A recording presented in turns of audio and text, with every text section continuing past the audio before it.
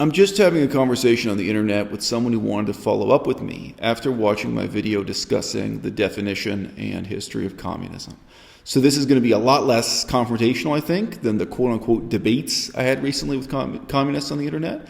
I don't even know, Catherine, do you consider yourself a communist? Would you say that you are a member of a communist party or a supporter of communism? Yeah, I definitely am a communist. Okay, so that's an interesting place to start then. Now, I take it correct me if I'm wrong, I take it your fundamental disagreement with me is that you don't like the empirical and historical approach I have of really insisting that like the history of the last 200 years matters, that tells us what communism means and what the problems are, that we can learn that from studying history. I take it that's your objection, yeah? I think that's mostly just rhetoric, and I think it's irrelevant to discussing the actual concept of communism and whether it can be achieved. Okay, so let me ask you to define what you mean by rhetoric and something being only rhetoric. And I'll just give one illustration. I don't think you would accept it if somebody said that the history of capitalism is only rhetoric. I don't think you would accept it if someone said that the history of Buddhism or the history of Nazism is only rhetoric and doesn't matter for the reality of those concepts and those political tendencies. I'm not sure how exactly to answer your question. I would be more than willing to admit that we don't have true, like quote unquote, true capitalism in the modern world. I'm more than happy to admit that we don't have true capitalism in the modern world. And yeah, I mean, there's always an idea of what exactly something is versus what something pretended to be. And if you want to, I can say that Nazis were like a special brand of fascists, and that not all fascists are racist. And we can definitely have that discussion. Right. So you can imagine that's the opposite of the point I'm making, though, right? So you probably know this about me. You might not. I was a scholar of Buddhism for about 10 years. If you want to talk about what is Buddhism, what are the advantages and disadvantages of having a Buddhist society, my approach is going to be based entirely on historical reality. And I think it would be ridiculous if someone said what you're saying, that no, historical reality doesn't matter. And your way of putting it is that's only rhetoric. So I don't know what rhetoric would mean. I mean, if rhetoric is an excuse to ignore 2,000 years of history, that's not a word I understand. Wait, so, okay, fine. I don't know if this is what you're trying to say, but if your argument against communism is, oh, but look at how many people Stalin killed, then that's just baseless and meaningless and irrelevant to the conversation we're having. Also, okay, it's not so. As well, so we're at the start of this conversation, so we're defining the conversation right now. I've got to tell you that is not irrelevant to the conversation I'm having. And if you wanted to talk about the history of Buddhism or any other ideology, I would also be talking about historical reality. I learn truth from facts. That's actually a communist slogan, you might not know. And again, Karl Marx himself, his method, so-called historical materialism, was all about proceeding from historical reality. So even if I were a communist or a Marxist, which I'm not, my method here would be quite easy to defend, that no, historical reality really matters. Okay, so let me ask you a question. That is, do you think that if I identify as a communist, it means that I would be condoning all the atrocities that were conducted under the different historical regimes like Stalinism or Maoism or whatever? So the question isn't really would I personally. I think the question has to be asked, and by the same token, but by the same token, if I meet someone who's Catholic, I think I can ask them, look, do you really approve of the history of genocide and conquest that the Catholic Church is a part of? And maybe they'll say yes, and maybe they'll say no, maybe they'll have something else to say. If you meet someone who identifies openly as a Nazi, do you assume that if they tell you that they're a Nazi, don't you assume that they're also anti-Semitic or racist? They might not be. You might be surprised, but that's a pretty natural assumption, is that they approve of those historical aspects of fascism in Germany. I don't approve of classifying people so easily based on or like forming judgments so quickly about them. I have definitely met people, at least online, who claim to be Nazis or something. And if I like, it's a lot more complex. Just okay, so it's like this. If I believe that the means of production should be owned by the public or whatever. If I say that I want to abolish private property, does it also mean that I want to genocide political dissenters or throw people into gulags? I think that's a terrible conclusion to make about my beliefs. So you made about 3 points there. I'm going to respond to the first part first. It's not about me calling someone a communist or me calling someone a fascist. This is about you self-identifying as a communist.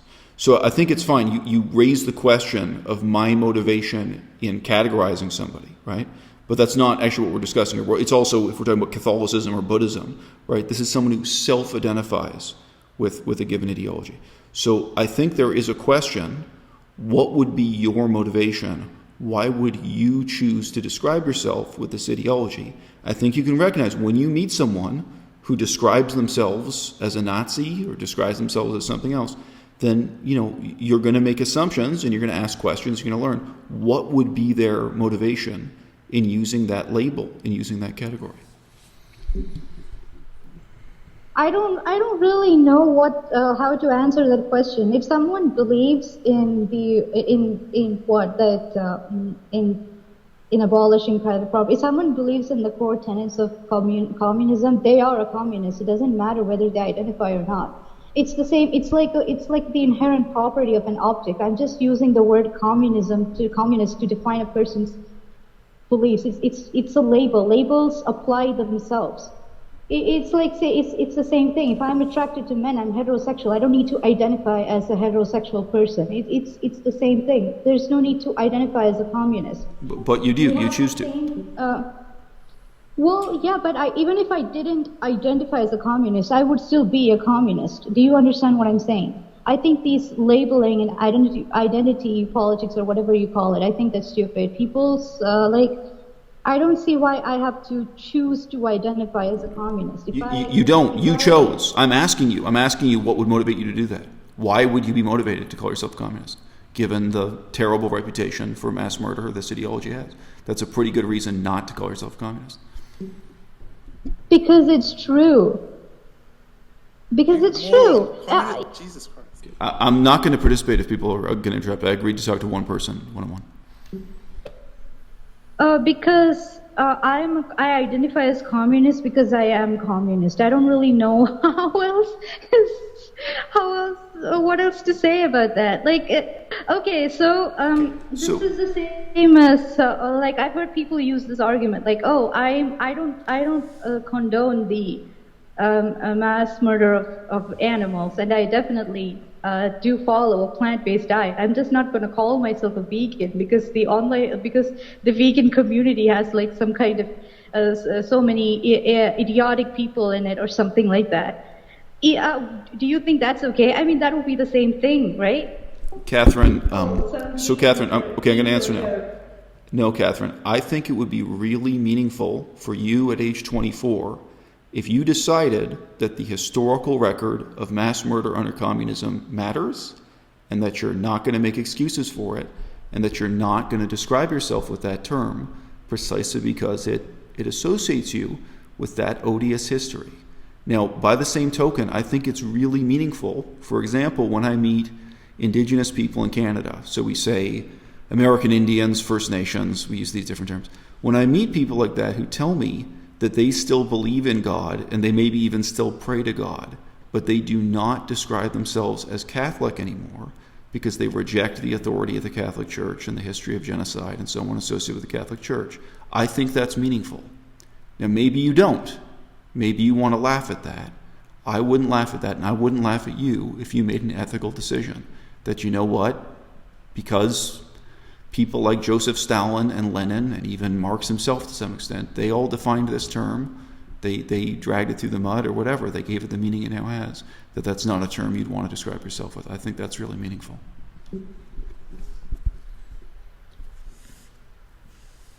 Okay, so here's what I'm saying, right? When I take Marx, when I take a book written by Karl Marx, like for example, let's say that I'm reading the Communist Manifesto or Capital.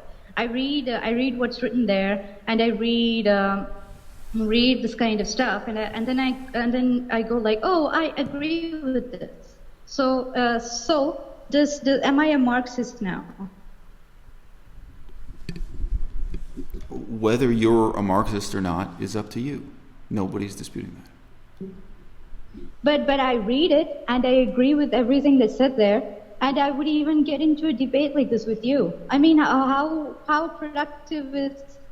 I don't even understand. I mean, I want to isolate Marx's ideas from what Stalin. Right. So, but that's exactly. But Catherine, you know this. That's why many people on the left will say that they are Marxian, but that they are not communist, that they are not Stalinist, that they reject Stalin and Lenin. That's very common. That they reject Mao Zedong. That's very common on the left. I'm okay. So I'm not a Stalinist. That's how I would describe it. I'm a Marxist. I'm not a Stalinist. So don't you think that's a significant? I'm not going to participate if people are going to interrupt. Don't you think that's a significant moral distinction? I think you do. You began this discussion by trying to claim that there's no important moral distinction there, but I think you agree with me. I think you think it's meaningful also to clarify that you're enthusiastic about Karl Marx, but that you're not a follower of Stalin or Lenin or Mao Zedong. That makes sense, right? Well, I honestly, I don't know what to say. Like, it's that I still think you're using rhetoric here. I don't. You sound really flustered about such a simple question. Like, you sound really flustered and like you're really having difficulty. And this is really pretty basic. I don't know why this would be hard for you. I mean, why is this bald retard being like? I'm not going to participate. I'm going to mute this guy. I'm not going to participate if you're going to interrupt. Manny, can you just not, please? Yeah, I agreed to have a one-on-one conversation with this person. That's all we're going to have.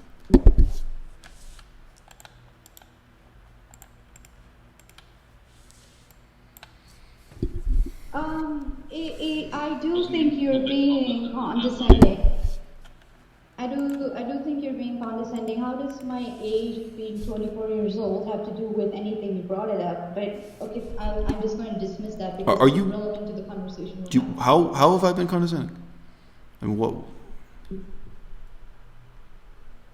Why do you only? I mean, what exactly do you criticize about communism other than Stalin? Or seriously, whenever whenever I'm having a discussion with someone and then they're like, "Oh, but look at USSR, look at all that stuff." I mean, there's so much to unpack here. There is so much to unpack there. I mean, I'm not against. Like, do you have any idea what Stalin or Lenin or Mao, like, do you have any idea what these people's principles were, or what they actually espoused? Or so, Catherine, you saw that video from me about the history of communism, right? You saw that at least. No, I haven't seen your video, but I'm quite. Okay, so you said earlier that you had, so you lied to me, unfortunately. You told me that a couple days ago. Okay, so. Never claimed to have. Okay. So, Catherine, then if you haven't seen any videos from me on the topic, or you haven't read, say, articles or looked at articles, yes, I have decades and decades of research on the history of communism. I know an enormous amount about the history of communism. So I don't know what to tell you. If you don't want to really slow down the conversation, I could break down for you how I started studying communism at a very early age, how I studied it in different university contexts, in different languages, how I've lived in different communist countries, how I've known and spoken to communist professors, how my own parents were communists, I have a huge amount. Well, no, Catherine, you just asked me. It's not irrelevant because it's answering your question. You asked, do I know what the principles espoused by people like Lenin, Stalin, and Mao Zedong are? Yes. I know an enormous amount about the history of communism. So, Catherine, let me ask you, what kind of person in the year 2019 is motivated to make excuses for and defend Nazism? And what kind of person in the year 2019 is motivated to make excuses for and defend communism? What motivates this kind of behavior on the internet? What? These are questions that are entirely based on rhetoric. I don't even want to, I don't know. How is that rhetoric? You seem to just dismiss anything as rhetoric that you don't want to think about. Okay. Let me answer your question, right? You asked me what kind of person would defend Nazism. I don't know. I'm not defending Nazism. You asked me what kind of person would defend communism. I don't know. I don't know about other people. I know about myself, and I know other people who I've talked to and their reasons for being communism. This is entirely pointless. Aside from history, do you have any actual... Catherine, do you not think you sound really flustered and really defensive in talking about really, really simple questions here? I'm not going to... If you want to talk to me about Buddhism, so you said earlier that you identify as a Buddhist. If you were to ask me questions about the history and politics of Buddhism, I would not be flustered and defensive like this. Now, I also say, you asked me if I know about the doctrine, the actual beliefs of Mao Zedong, Lenin, and Stalin. Do you? I do, yeah. Okay, so what kind of sources do you know from? Did you study this in university textbooks, or did you look it up on YouTube? What's your source? I read their things. I've read Capital. I've read State and Revolution. That's how I know what they talked about, because I've read their books. Okay, and how do you know about Buddhism? Because I've read about it. That's it. I haven't actually gone to university and studied or something, but. Okay. So I have one more question for you. What did the communists do to the Buddhists? What's the history of that like? I don't know. Well, why wouldn't you know that? You're interested in both these things. Why wouldn't you know about the history of mass murder and repression of communists destroying? Well, that seems like the sort of thing you'd know about.